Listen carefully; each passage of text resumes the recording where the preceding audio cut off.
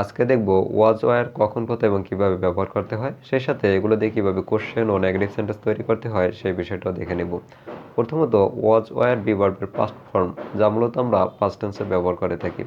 ওয়াজ বাসে I, he, she, it singular বা একবচনের ক্ষেত্রে। ফর এক্সাম্পল, আমি বাড়িতে ছিলাম, আই ওয়াজ অ্যাট হোম। সে আমার শিক্ষক ছিল, হি ওয়াজ মাই টিচার। সে সুখী ছিল, শি ওয়াজ হ্যাপি। আজকের দিনটি সুন্দর ছিল, it was beautiful day. Were বসে ইউ, উই, দে প্লুরাল বা বহুবচনের ক্ষেত্রে। ফর এক্সাম্পল, তুমি আমার বন্ধু ছিলে, ইউ আর মাই ফ্রেন্ড। আমরা ফুটবল খেলতেছিলাম, উই আর প্লেয়িং ফুটবল। তারা একটা বই পড়তেছিল, they were reading a book.